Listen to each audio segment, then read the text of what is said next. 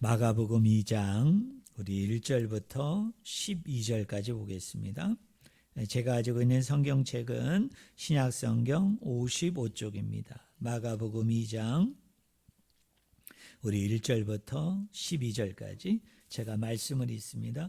수일 후에 예수께서 다시 가버나움에 들어가시니 집에 계시다는 소문이 들린지라 많은 사람이 모여서 문 앞까지도 들어설 자리가 없게 되었는데 예수께서 그들에게 도를 말씀하시더니 사람들이 한 중풍병자를 4사람에게 메어 가지고 예수께로 올세 무리들 때문에 예수께 데려갈 수 없으므로 그 계신 곳에 지붕을 뜯어 구멍을 내고 중풍병자가 누운 상을 달아내리니 예수께서 그들의 믿음을 보시고 중풍병자에게 이르시되 작은 자야 내 죄사함을 받았느니라 하시니 어떤 서기관들이 거기 앉아서 마음에 생각하기를 이 사람이 어찌 이렇게 말하는가 신성모독이로다.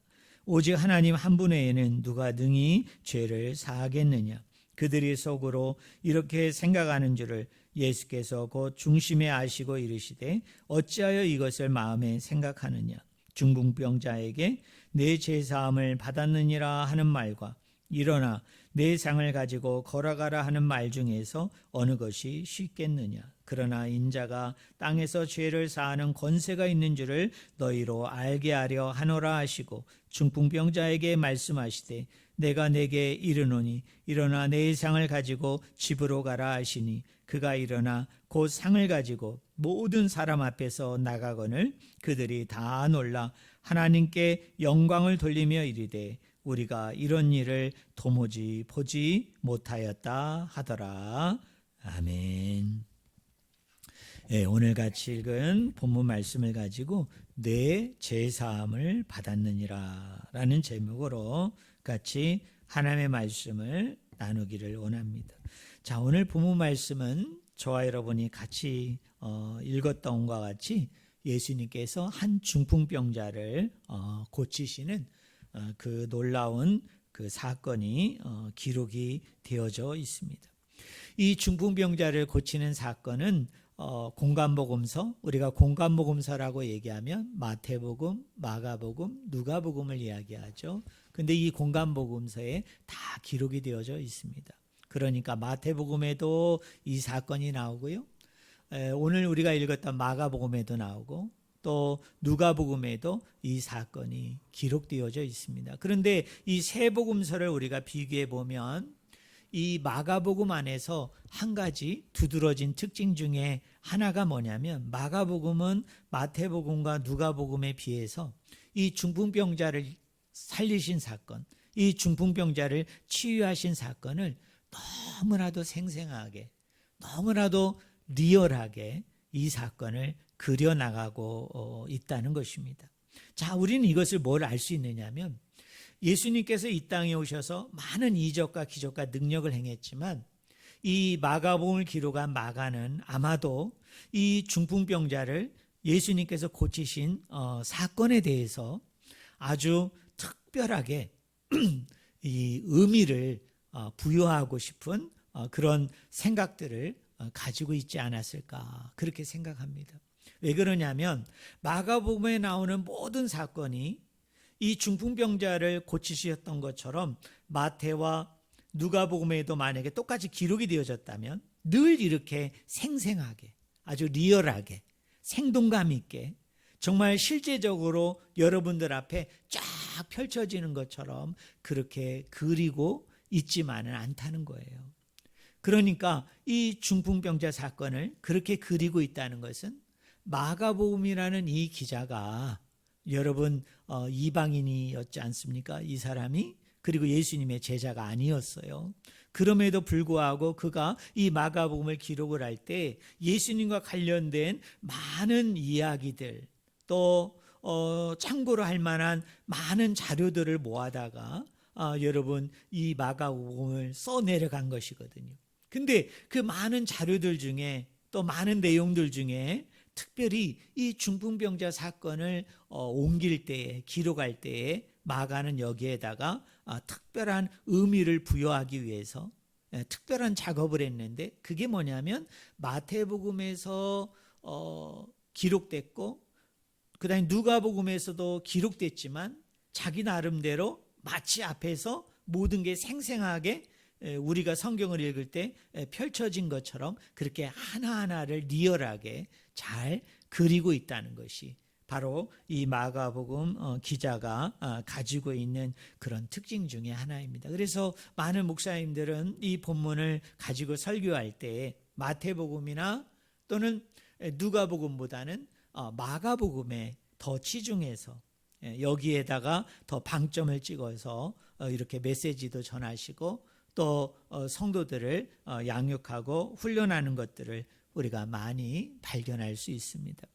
근데 여러분, 이 중풍병자를 고치신 사건, 이 사건을 우리가 이해할 때 우리가 저번 주에도 살펴봤지만 우리가 그 맥락, 그 흐름들을 우리가 이렇게 잘 이렇게 쫓아가야 돼요. 자, 이 마가복음을 기록한 이 기자가 이 중풍병자 사건을 되게 의미심장하게 리얼하게 다른 복음서에 비해서 아주 생생하게 마치 눈앞에 펼쳐지는 것처럼 그렇게 강조해서 하나하나를 표현했는데 도대체 마가라는 기자는 이 이야기를 통해서 저와 여러분에게 무엇을 말하려고 했던 것인가, 또 어떤 것을 전하려고 했던 것인가를 우리가 이 본문을 통해서 잘 찾아내야 되는 것입니다. 우리가 자칫 잘못하면 틀린 것은 아니지만 이 마가복음 2장 1절부터 12절의 내용 속에서 이 강조점들을 우리가 어디에 두느냐라는 그런 측면에서 조금은 그 본문 말씀이 오늘 우리가 같이 읽었던 이 말씀의 그 흐름과 맥락에서 약간은 그 빗나갈 수가 있어요. 그 중에 하나가 뭐냐면 이런 것이죠. 어떤 한 중풍병자가 있는데 이 중풍병자를 누가 예수님께로 데리고 왔습니까? 4명의 친구들이, 사람들이 이 중풍병자를 예수님께 데리고 왔어요. 그래서 이제 예수님에게 이 중풍병자를 보이려고 했더니 사람들이 예수님이 이곳에 오셨다는 소문을 너무나 많은 사람들이 들어가지고 인산인해를 이뤄버린 거예요. 그래서 문 안으로 도무지 들어갈 수가 없었던 것입니다. 그러자 이 4명의 사람이 선택한 것이 뭐예요? 옥상으로 올라가서 그 지붕을 어떻게 합니까?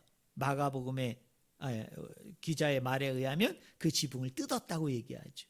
그 뜯어가지고 그 천정에서 어떻게 해요? 예수님이 계신 그 밑으로 여러분 줄을 매가지고 이 중풍병자를 여러분 내려오게 한 것이죠. 물론 성경은 이런 행위에 대해서 5절에 보면 이렇게 표현을 합니다. 우리 한번 따라해 보실래요? 예수께서 그들의 믿음을 보시고, 여기 그들이라는 건 누구를 얘기할까요? 여러분 4명의 사람이죠, 그죠? 예, 또 누구일까요? 여기 중풍병자도 포함이 되죠. 그러니까 예수님께서 이 어떤 의미에서는 5명이죠, 5명. 4명의 사람들과 그리고 중풍병자니까 이 5사람의 뭐를 봤다고 얘기하죠? 믿음을 보았다라고 얘기해요.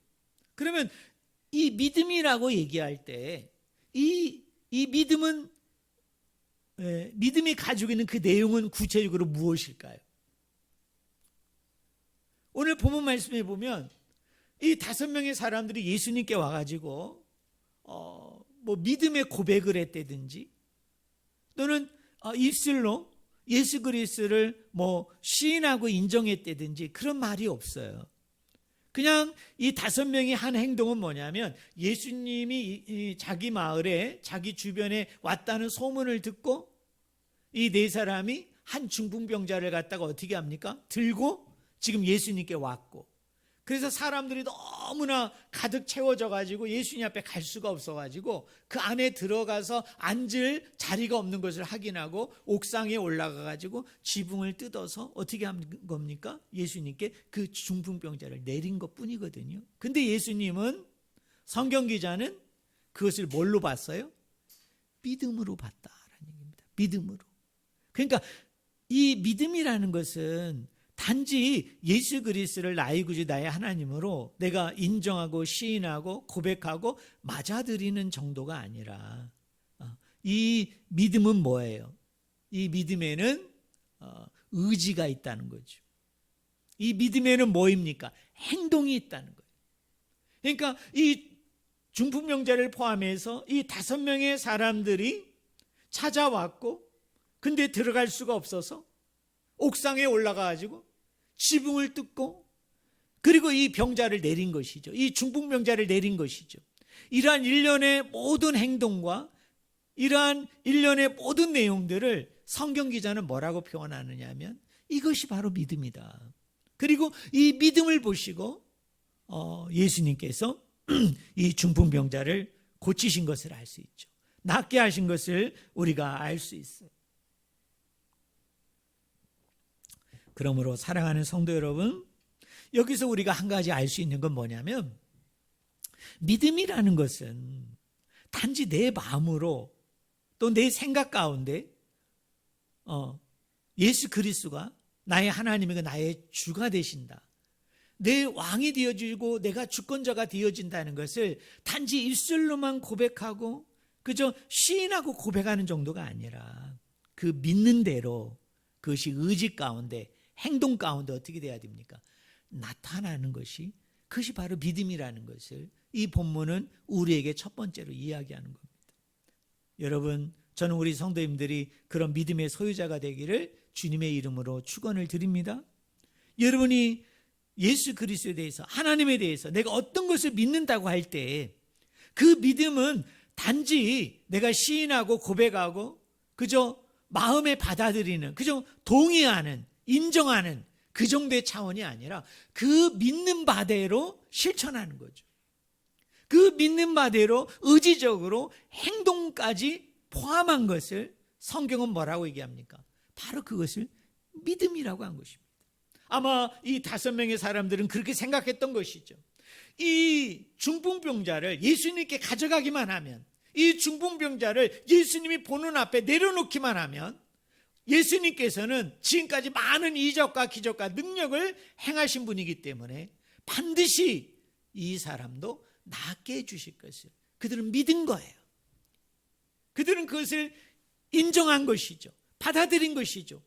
하지만 그러나 그것만으로는 역사가 안 일어난 것이죠. 그것만으로는 이적이 안 일어난 것이죠. 그것을 모한 가운데 집을 찾아가고 그리고 사람들이 너무나 꽉 차서 여러분 들어갈 수 없어서 포기할 것 같은데 그러지 아니하고 어떻게 해요? 옥상으로 올라가가지고 막 지붕을 뜯을 정도로. 그리고 어떻게 합니까? 그 병자를 예수님께 내릴 정도로 그러한 믿음의 결단과 그리고 믿음의 행동과 의지를 보일 때 성경은 그것을 믿음으로 보고 그 믿음을 통해서 결국은 이 사람이 죄사함을 얻게 되어지는 그리고 병이 낫게 되어지는 그런 일련의 기사들을 우리가 알 수 있다는 것입니다. 하지만 여기서 우리가 한 가지 생각해야 되는 것은 이 내용이 오늘 본문의 핵심은 아니에요. 오늘 이 본문의 중심은 아닙니다. 어떤 의미에서 이 중풍병자를 포함한 이 5사람은 조연일 뿐이에요. 여러분, 엑스트라일 뿐입니다. 주연은 누구이십니까? 주인공은 누구이십니까? 오늘 본문에서 바로 예수 그리스도이심을 우리가 알 수 있습니다.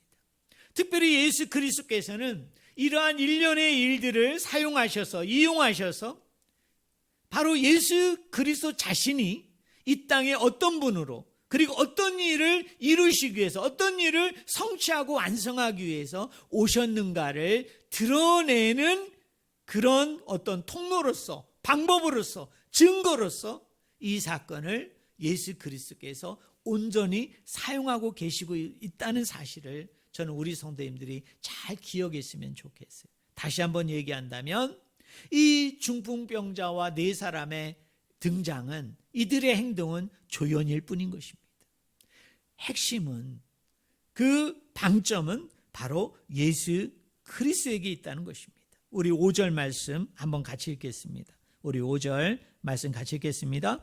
예수께서 그들의 믿음을 보시고 중풍병자에게 이르시되 작은 자야 내 죄사함을 받았느니라 하시니라고 얘기합니다. 여기 작은 자야 이렇게 우리 개역개정 성경은 번역을 했는데요. 근데 이게 헬라어 원어 성경을 보면 아이야란 뜻입니다. 아이란 뜻이에요. 그러니까 예수님께서 이 중풍병자를요 너무나 친근하게 부르셔요. 너무 친밀하게 부르십니다. 그 중풍병자가 내려왔을 때 예수님께서 그 중풍병자를 보시면서 뭐라고 부르셔요? 아이야, 아이야. 뭐를 받았다고요? 네? 죄사함을 받았느니라 이렇게 얘기합니다. 그러니까 그 이야기를 듣고 어떤 서기관이 드러내놓고 얘기하지는 못하고 마음에 생각을 했다는 것이죠. 무슨 생각을 했습니까? 여러분 7절 한번 같이 읽어볼까요? 같이 읽겠습니다. 이 사람이 어찌 이렇게 말하는가? 신성 모독이로다. 오직 하나님 한 분 외에는 누가 능히 죄를 사하겠느냐라고 얘기합니다.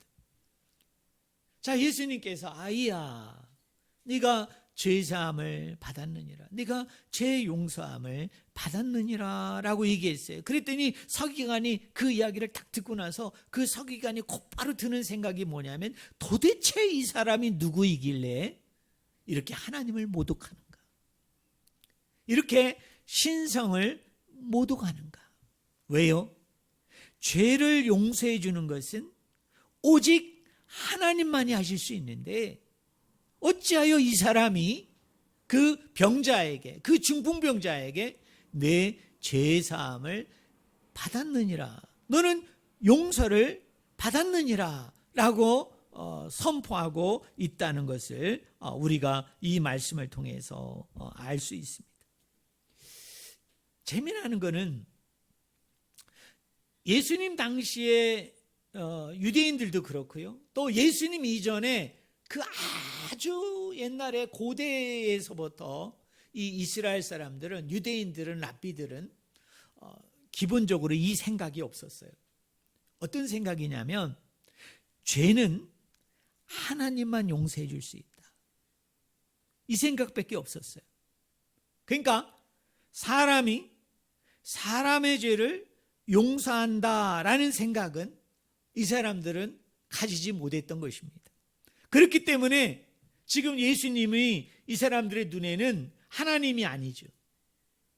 그런데 지금 이 내 앞에 있는 이 예수라는 사람은 사람이죠. 근데 이 사람이 지금 뭐라고 선언하느냐면 하나님 외에는 죄 용서를 해줄 수 없다는 게, 그게 유대인들의 전통된 생각인데 아주 오래전서부터 관념적으로 이 사람들의 머리에 가득 들어있는 생각인데 갑자기 예수님의 입에서 무슨 말이 나오느냐?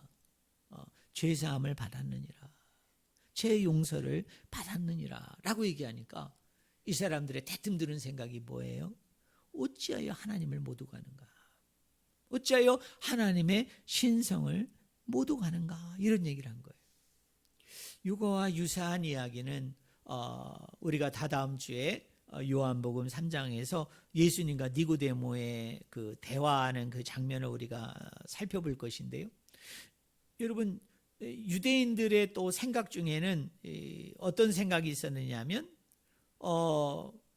유대인들은요 이 중생의 개념이 없어요. 여러분, 유대인들은 거듭남의 개념이 없습니다. 왜 그럴까요? 유대인들은 특별히 하나님이 자기 민족을 선택했다고 생각하기 때문에 그 사람들은 태어나자마자 하나님의 백성이 되는 거죠. 태어나자마자 하나님의 자녀가 되는 것입니다. 태어나자마자 하나님의 시민이 되는 것입니다. 그래서 니고데모가 의아했던 것이죠. 예수님께서 너희는 다시 거듭나야 된다, 너희는 다시 중생해야 된다라고 얘기했어요. 그러니까 이 유대인은 그게 납득이 안 되는 거예요. 이해가 안 되는 거예요. 왜? 유대인의 세계관에서는, 유대인의 그 이해 속에서는 어떤 세계관과 이해를 가지고 있었느냐 하면 우리는 하나님의 선민이고 우리는 하나님의 택함을 받은 민족이고 백성이기 때문에 우리는 아브라함의 혈통과 그리고 아브라함의 그 후손이기 때문에 우리는 태어나자마자 자동적으로 하나님의 백성이 되는 거로 생각했어요. 하나님의 아들과 딸이 되는 거로 생각했거든요. 근데 왜 내가 다시 중생해야 되는가? 왜 내가 다시 거듭나야 되는가? 유대인의 입장에서는 이게 받아들여질 수 없는 것이죠. 이해가 안 되는 것이죠. 오늘 본문 말씀도 똑같아요. 유대인들은 전통적으로 무슨 생각을 하고 있었느냐 하면 죄라는 것은 하나님만이 용서해 줄 수 있다라고 생각했어요. 그런데 갑자기 사람인 예수가 죄 용서를 선포하니까, 죄 사함을 선포하니까 이 서기관에 멘붕이 온 거예요.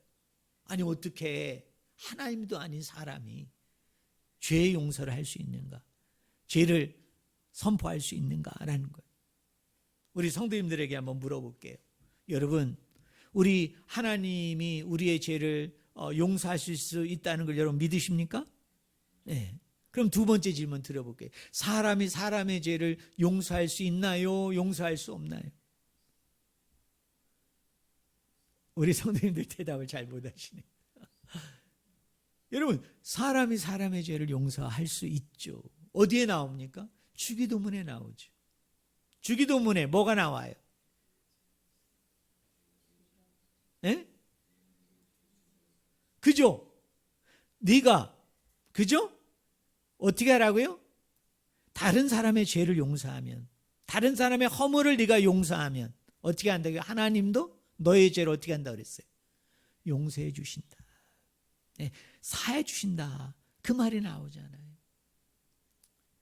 오늘 말씀 속에는 그 내용이 포함되어지지 않지만 사실은 예수님의 이 말씀 속에서는 약간의 강조점이 다르지만 저는 실질적으로 그것도 포함하고 있다고 생각을 해요. 왜 그럴까요? 이 서기관들이 보인 반응이 바로 그거를 적나라하게 얘기하는 것이죠. 자, 예수님께서 중풍병자를 향해서 너 죄의 사함을 받았다라고 얘기했을 때 이 서기관의 머리에서 딱 드는 생각이 뭐냐면, 아니 어떻게 사람이 사람의 죄를 용서하는가? 죄를 용서하는 것은 오직 누구만이? 하나님만이 하실 수 있는 건데 어떻게 사람이 사람의 죄를 용서하는가? 그러면서 뭐입니까? 이 사람이 하나님을 모독하고 있다, 신성을 모독하고 있다는 반응과 여러분 똑같은 반응입니다. 우리가 교회사적으로 이렇게 쭉 살펴보면요, 이 죄 용서와 관련되어져서 몇 가지 재미나면서도 충격적인 이야기가 있는데요. 이 로마 황제 중에 기독교를 이렇게 국교로 공인한 사람이 누굽니까? 콘스탄티누스 1세입니다. 이 사람이 272년에 태어나서 337년에 죽었어요. 자, 여러분 보세요. 우리 한번 생각해 봅시다. 313년에 이 사람이 기독교를 로마의 국교로 공인했단 말이에요. 그래서 그 뒤부터는 어떻게 됐습니까? 더 이상 기독교인들이 박해받지를 않았죠. 핍박받지 않고 순교하지 않았어요. 왜? 그 로마의 그 종교를, 로마의 국교를 기독교로 이렇게 선포해서 확정했기 때문에 더 이상 그런 일이 일어나지 않았죠. 자, 그럼 우리 한번 생각해 봅시다. 이 콘스탄티누스는 313년에 기독교를 공인한 것을 보니까 이 사람은 그 무렵에 기독교인이었을까요? 기독교인이 아니었을까요? 뭐의 확률이 높을까요? 당연히 기독교일 확률이 높죠. 왜냐하면 자기가 기독교인이 아닌데 이 지금 역대의 왕들은 기독교를 어떻게 했습니까? 박해했거든요. 여러분 핍박을 하고 얼마나 많은 그리스도인들을 여러분 순교의 제물로 만들었는지 몰라요. 근데 이 콘스탄티누스가 313년에 공식적으로 로마의 국교를 기독교로 공인하고 선포했으니까 기독교의 확률이 상당히 높지 않습니까? 그리고 역사적으로 보면 이분은 정말 기독교인이었어요. 그런데 충격적이고 놀라운 것은 뭐냐면 이분이 세례를 언제 받았느냐? 세례를 언제 받았느냐? 337년에 받았어요. 제가 이분 몇 년에 태어나서 몇 년에 죽었다고 그랬어요? 272년에 태어나서 337년에 죽었거든요. 그러면 자기가 죽는 해에 이분이 세례를 받은 거예요. 이유가 있어요. 이 당시에 사람들은요, 이 기독교인들은 무슨 생각을 했느냐면 제 용서는 자기 생애에 딱 한 번만 받는 거로 생각했어요. 몇 번 받는 거로요? 딱 한 번. 그러면 왜 콘스탄티누스 황제가 왜 자기가 죽는 날을 얼마 안 남기고 세례받았는지 아시겠죠? 왜 그럴까요? 천국은 가야 되겠는데, 아버지의 나라는 가야 되겠는데, 예를 들자면 313년 기독교 공인할 때 그 무렵에 내가 예수님을 만났고 그때 세례를 받으면 남은 기간이 어떻습니까? 꽤 길죠. 그럼 그 기간 동안 내가 죄를 안 지을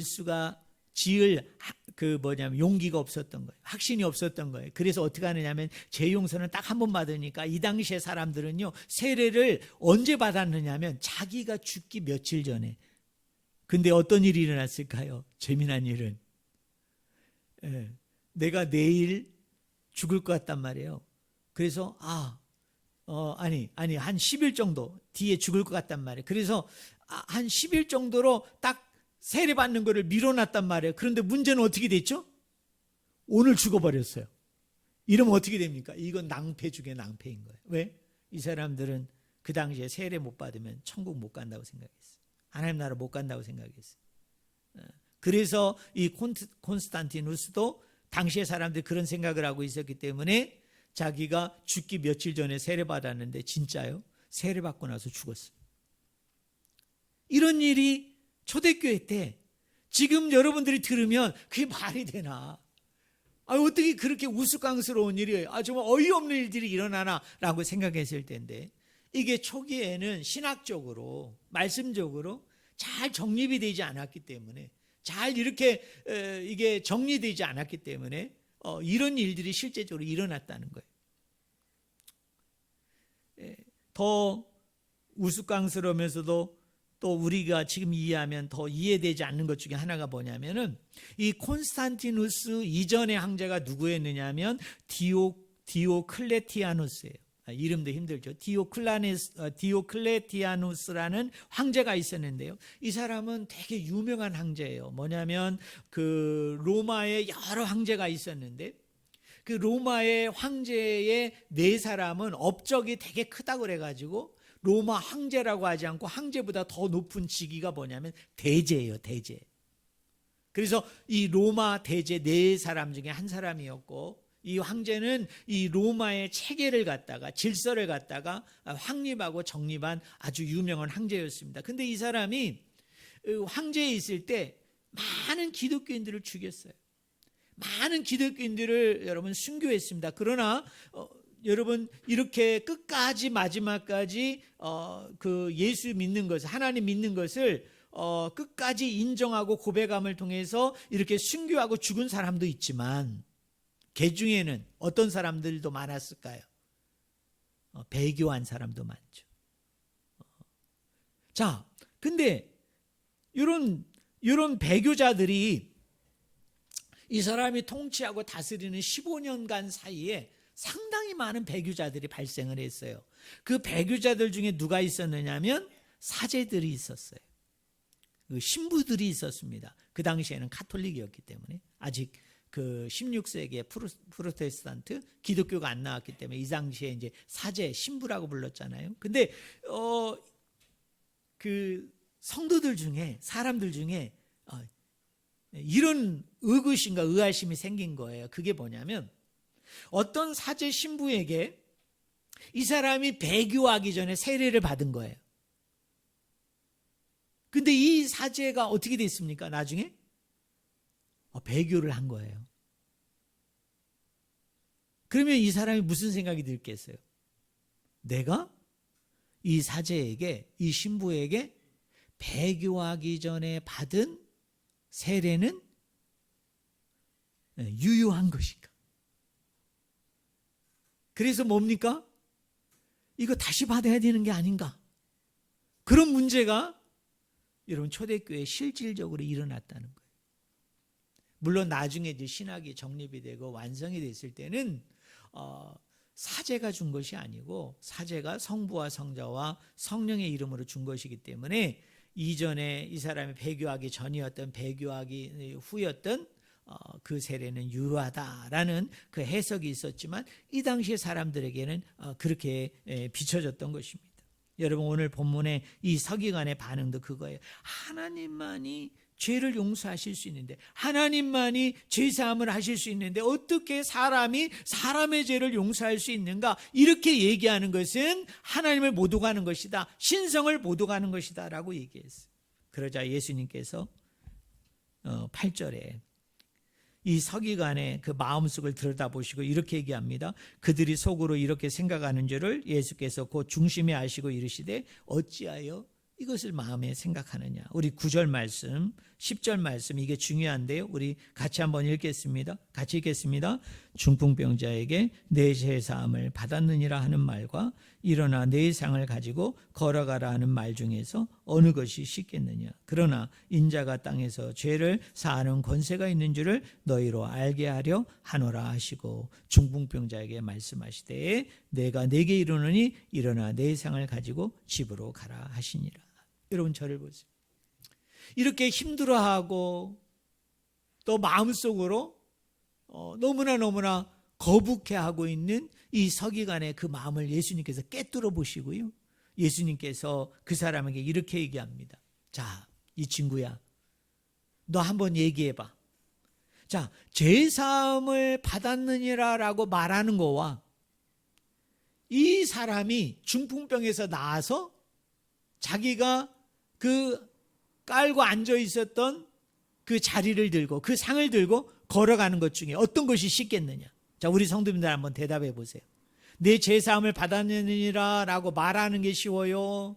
아니면 중풍병자가 나와가지고 자리를 들고 일어나서 걷는 게 여러분 쉬워요? 뭐가 쉬울까요?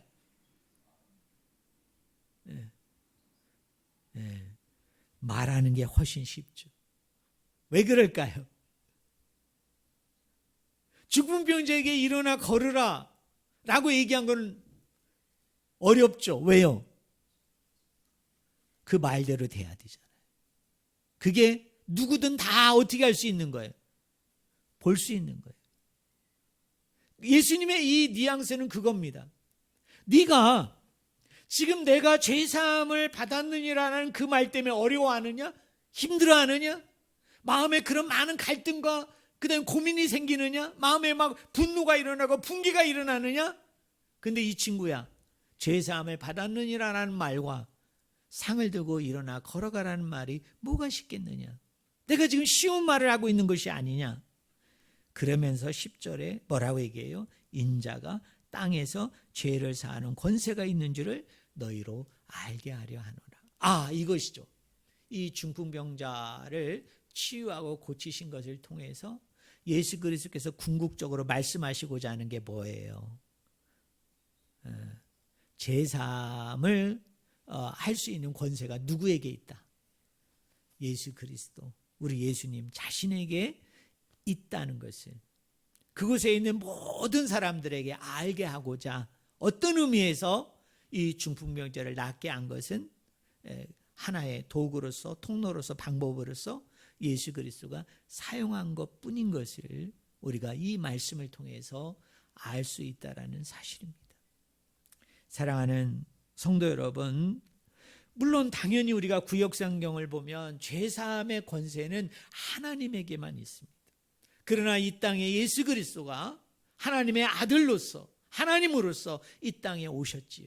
그리고 그분이 십자가에 매달려 죽으심을 통해서 그 십자가상에서 인류의 죄의 모든 문제를 다 해결해 주시고 완성해 주시고 성취해 주셨기 때문에 누구든지 그리스도 앞에 나와서 우리가 회개하고 자복하고 그리고 우리의 죄를 인정하고 그리고 돌이키는 가운데 끊어내는 가운데 아버지 앞에 돌아오기만 하면 바로 예수 그리스도도 죄사함을 가지는 그 권세를 이루시고 완성하시고 성취하신 분이기 때문에 그분 안에서 어떤 죄라 할지라도 다 용서함 받고 회복이 되는 그런 은혜와 능력이 저와 여러분들 가운데 있는 줄로 믿습니다.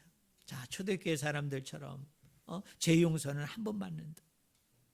또 나에게 세례를 준 그 사제가 신부가 과거에 이런 사람이었다가 오늘 이런 변절자가 되어져서 그 사람이 나에게 준 그 세례가, 죄 용서가 그것이 유효한가, 이런 논쟁이 있었잖아요.